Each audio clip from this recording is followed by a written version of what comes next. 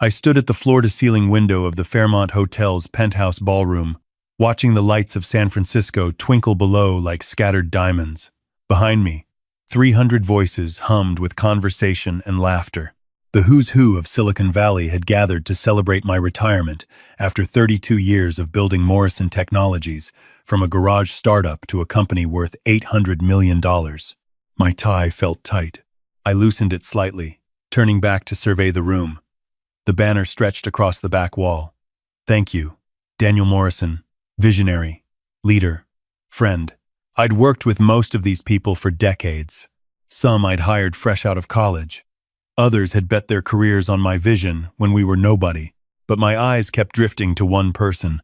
Marcus Chen, my business partner, the man who'd been with me since day one, when we were two broke engineers sharing a studio apartment and surviving on ramen.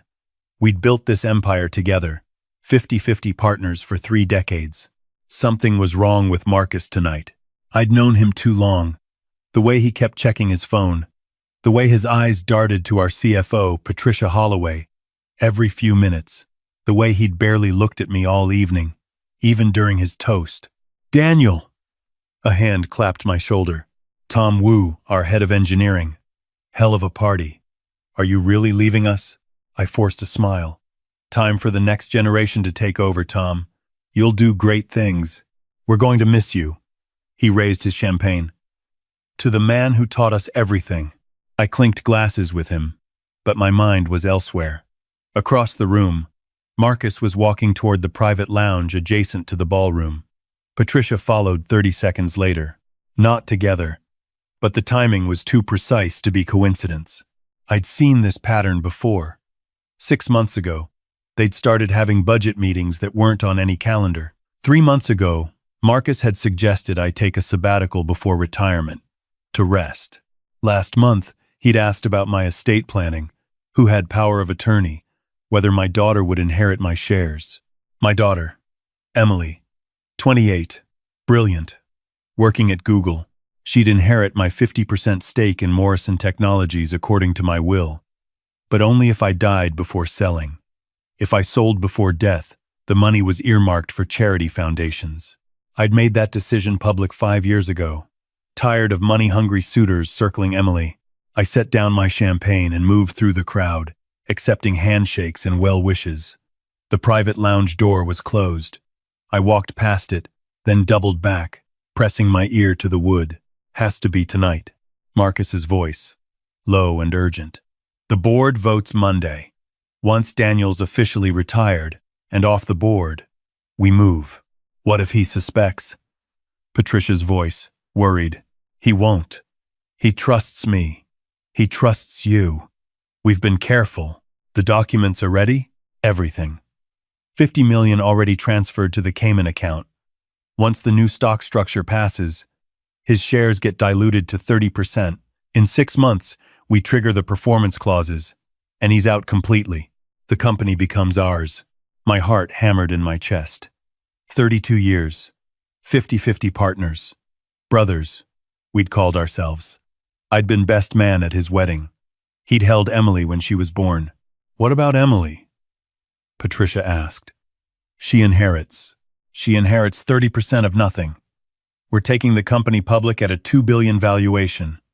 Our shares will be worth over $1 billion. Daniel's diluted shares? Maybe $200 million. Still rich, but not controlling interest. And if he fights?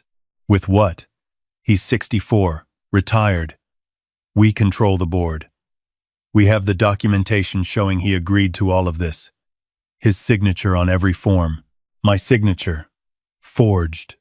It had to be. I'd never agreed to any stock restructuring, any performance clauses, any dilution. I pulled out my phone, hit record, and pressed it against the door. I still feel sick about it, Patricia said. He gave me my career. He's getting $200 million. He'll be fine. Marcus's voice turned cold. He was always the face, Patricia. I did the real work, the engineering, the deals, the strategy. Everyone thinks Daniel Morrison is some genius, but who actually built the core technology? Who actually negotiated the patents? Me. I'm tired of being the sidekick. When do we tell him? We don't. Let him read about it in the Wall Street Journal like everyone else. He'll realize he signed away his company, and by then, it'll be too late. Legal will say everything was proper. The board will confirm he approved everything. It'll look like he retired because he knew the dilution was coming. Footsteps approaching the door. I pocketed my phone and moved quickly down the hall, ducking into the men's room. My hands shook as I gripped the marble sink. 32 years. Not just a business partner, a brother. We'd survived the dot-com crash together, the 2008 recession, countless competitors trying to destroy us. I'd given him my trust, my loyalty, 50% of everything we built, and he'd spent months, maybe years, planning to take it all. I looked at myself in the mirror. Gray hair, lines around my eyes. I looked old, tired, ready to retire to my Napa Valley ranch and finally rest. But I hadn't built Morrison Technologies by being naive, and I hadn't survived 32 years in Silicon Valley by being soft. I pulled out my phone and texted my lawyer, Richard Chen. Different Chen, no relation to Marcus. Richard had been my attorney for 20 years. Emergency. Need you at Fairmont Hotel. Private dining room, 3B. 20 minutes. Come alone. The reply came in seconds. On my way. Then I called Emily. Sweetheart, I need you to come to the party. Now. Don't tell anyone. Use the service entrance. Ask for room 3B. Dad. What's wrong? I'll explain everything.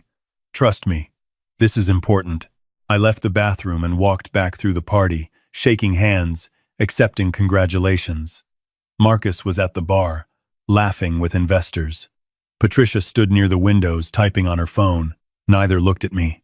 I made my way to the small private dining room I'd reserved for family. Locked the door behind me, opened my laptop and inserted the encrypted thumb drive I always carried. Here's what most people didn't know about me. I wasn't just the face of Morrison Technologies. I was paranoid. Careful. I'd learned early in my career that trust was good, but verification was better. For the past 5 years, I'd had read-only access to every company account, every document repository, every email server. Not illegal. The board had approved it for security purposes, but Marcus didn't know about it because it was buried in technical specifications he never read.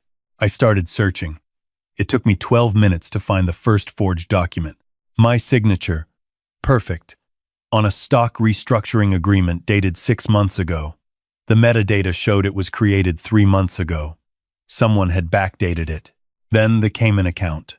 $50 million, transferred in increments over 8 months. The authorization bore my digital signature. Forged. The new board composition. 7 seats. Marcus controlled 4, I controlled 1.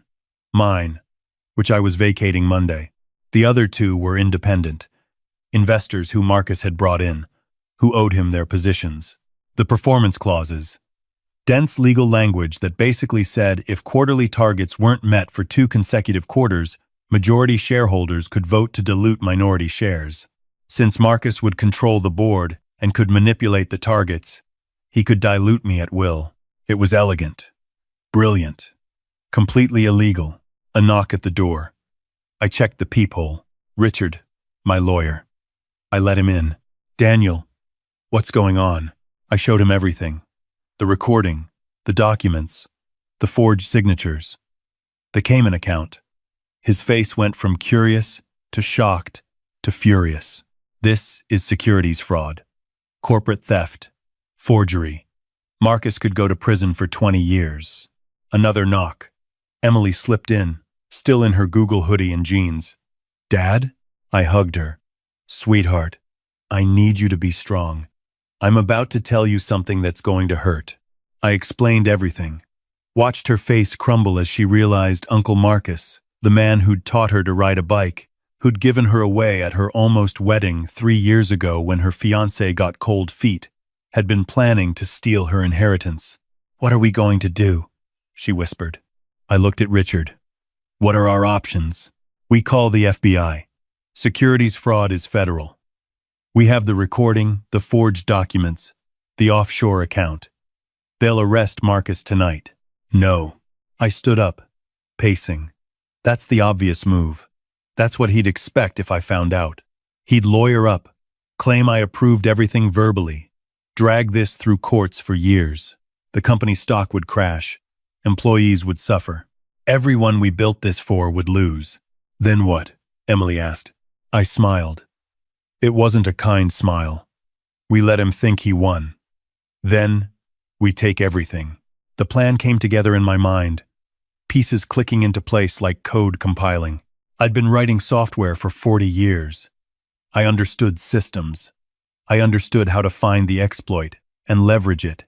Richard, can you quietly file an injunction preventing any stock transactions until a forensic audit is complete? Don't serve it until Monday morning, right before the board meeting. Yes, but, Emily, you have access to all our PR contacts from your Google work, right? I need you to prepare a press release, but don't send it. Just have it ready. What's it going to say? The truth. But we're not releasing it until the right moment. I turned to Richard. I need you to contact the SEC. Tell them you're representing a whistleblower in a major securities fraud case. Set up a meeting for Tuesday. Send them copies of everything I found tonight.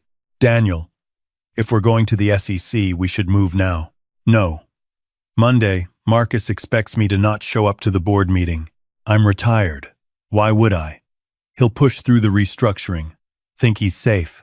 Probably celebrate. That's when we move. I spent the next hour in that room, building the case. Richard made calls to federal prosecutors he knew, explaining we had a major fraud case, but needed 48 hours. Emily drafted the press release, her hands shaking as she wrote about Uncle Marcus's betrayal. Then I went back to the party. Marcus saw me and waved. I waved back, smiled, walked over. Hell of a party, partner, he said, clapping my shoulder. The same shoulder he'd clapped 1,000 times. The touch made my skin crawl. Couldn't have done any of it without you, Marcus. I looked him in the eye. You've been my brother for 32 years. I want you to know that. Something flickered in his expression. Guilt? Doubt? Then it was gone. Same here, Daniel. You're the best partner anyone could ask for. I raised my glass. To the next chapter. We drank. He didn't know I'd just sentenced him to prison. The party wound down around midnight. I made my goodbyes, accepted the retirement plaque, gave my speech about how Morrison Technologies was in good hands with the next generation of leadership. Marcus stood in the front row, applauding. Patricia beside him. I went home to my house in Pacific Heights. Didn't sleep. Spent all weekend with Richard and Emily, building our case. The FBI agent Richard connected us with.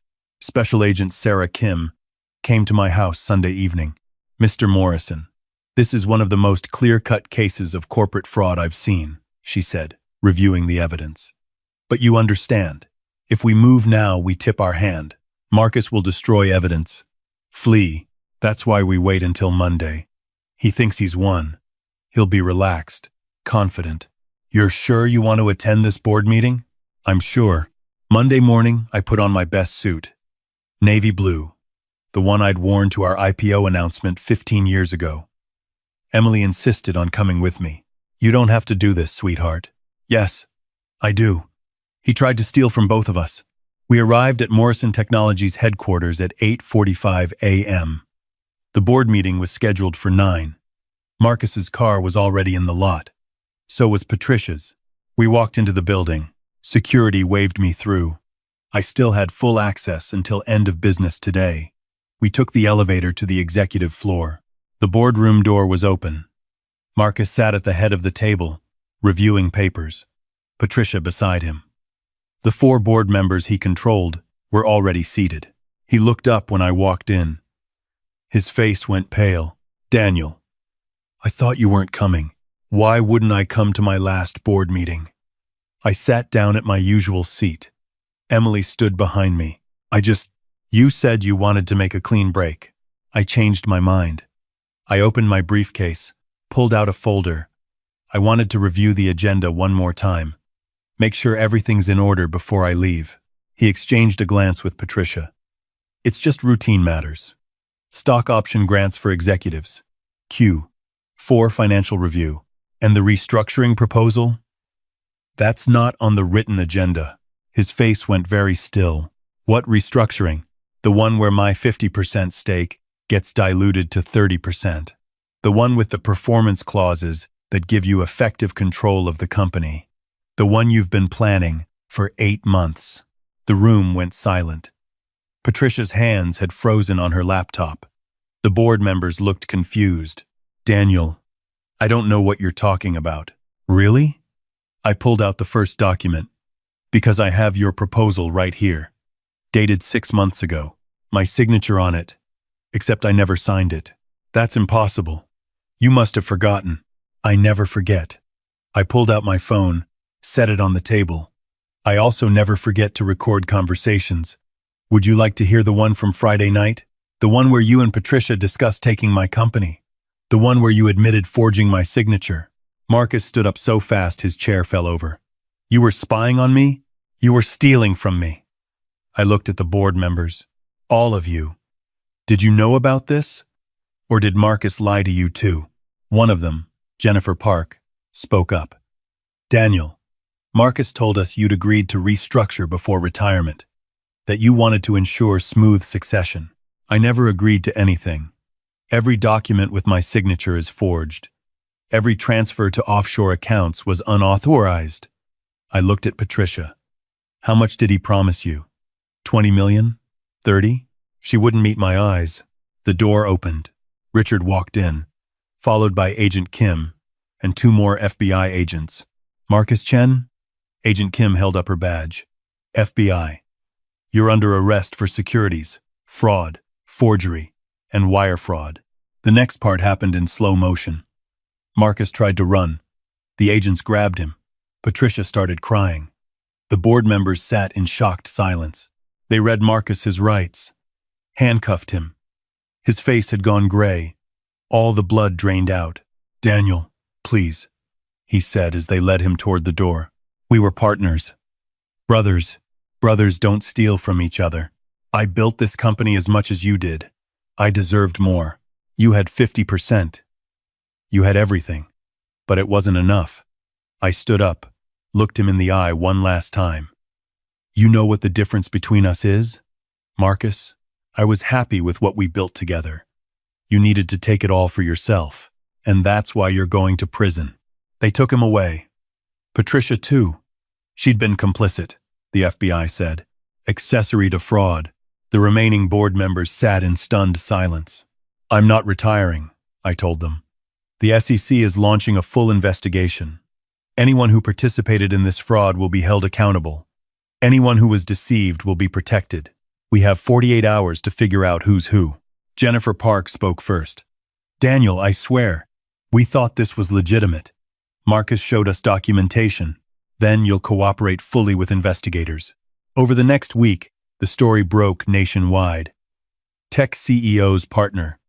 Caught in massive fraud scheme. The company's stock dipped initially, then surged when investors realized the fraud had been stopped before it could succeed. The board restructured with me as chairman and Emily as vice president of corporate integrity. Marcus pled guilty to avoid trial. 15 years in federal prison.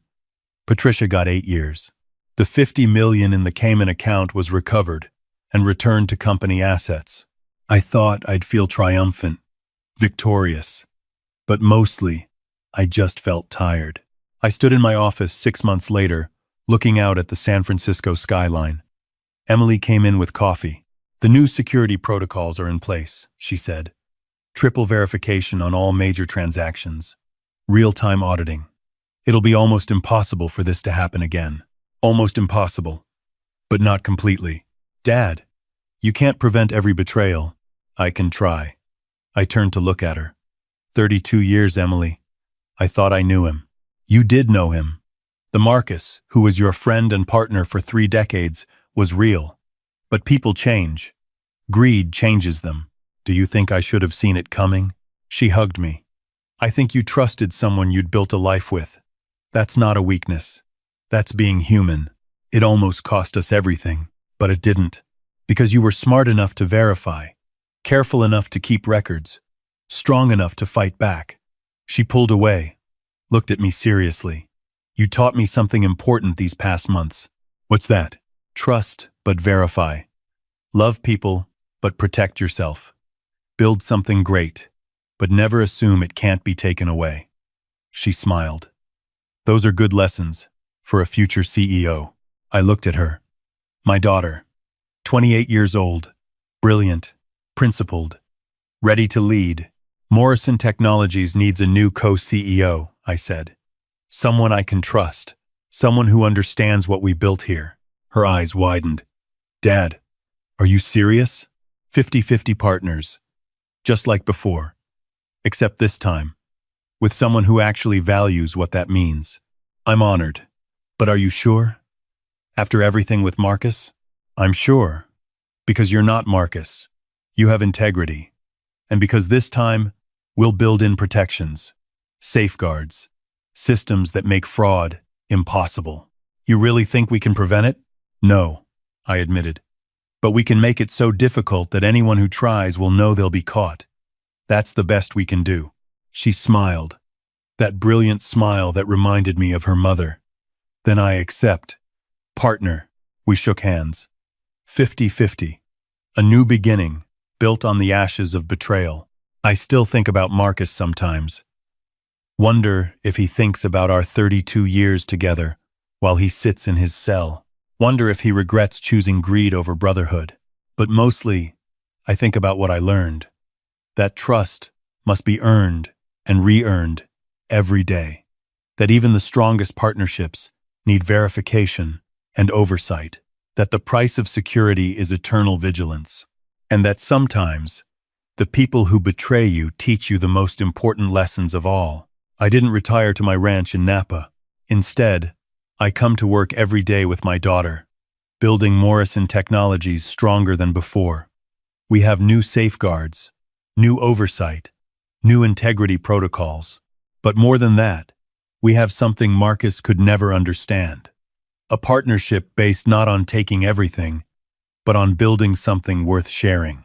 That's the legacy I want to leave. Not just a billion-dollar company, but proof that integrity matters. That trust, when properly verified, can be rebuilt. That betrayal doesn't have to destroy you if you're strong enough to fight back. Marcus took my trust and tried to destroy me with it. I took his betrayal and built something stronger. In the end, that's the difference between us. And that's why I won.